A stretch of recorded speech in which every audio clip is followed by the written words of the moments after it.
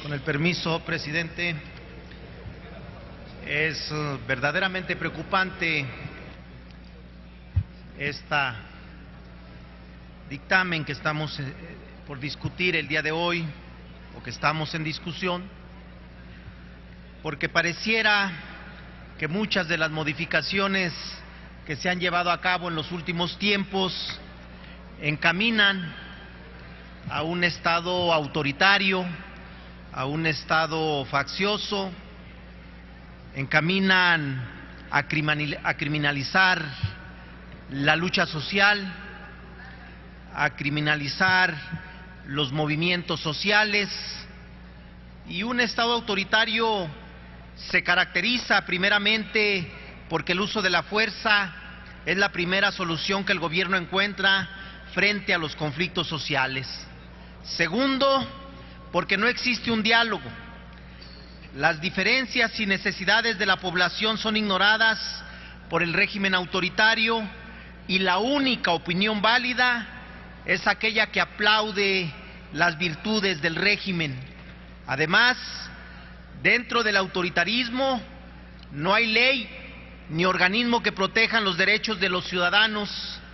Impera la ley del dictador.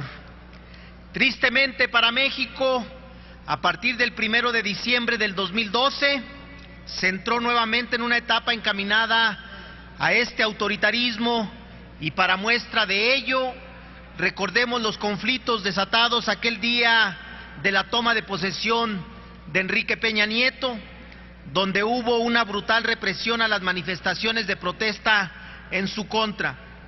También recordemos el autoritarismo del gobierno federal frente al conflicto magisterial, la ausencia del diálogo y la imposición de la fuerza policíaca caracterizaron estas manifestaciones.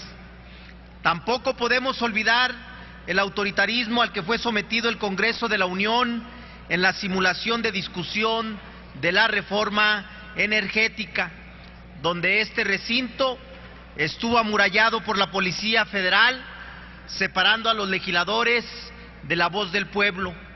Ahora, un nuevo ingrediente para la conformación del Estado mexicano autoritario es el tema de la tipificación del terrorismo que discutimos el día de hoy.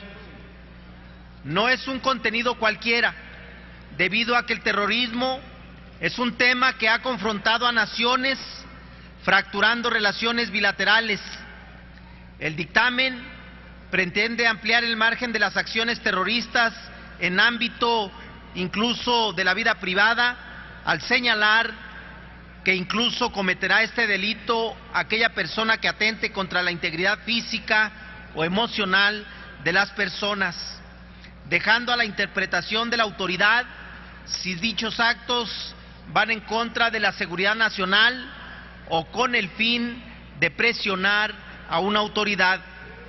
En este sentido, una definición así de terrorismo vulnera la libertad de expresión y los derechos humanos de las personas que se manifiestan para ser escuchados por el gobierno, y da un margen amplio de interpretación al Ministerio Público para buscar juzgar por este delito a todo aquel que se manifieste en las calles. Resulta extraña la urgencia que se tiene por cambiar el tipo penal del terrorismo sin abrir el debate a la opinión pública y escuchar la voz de organismos de derechos humanos nacionales e internacionales para que emitan su opinión de expertos en la materia. En cambio, bajo el engaño de buscar preservar la seguridad nacional, el presente dictamen en el fondo busca criminalizar la protesta, la inconformidad, el descontento social y a todo aquel que se oponga a la voluntad presidencial.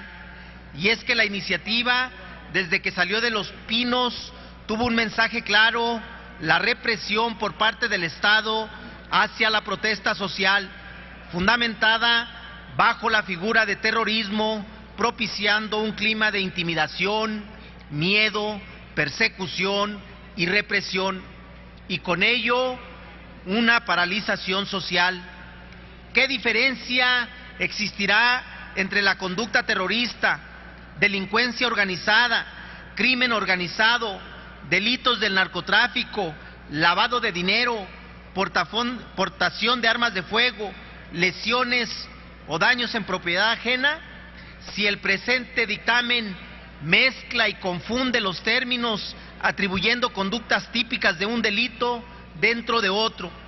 De aprobarse el dictamen en los términos que está siendo planteado, sería un grave retroceso para la democracia mexicana.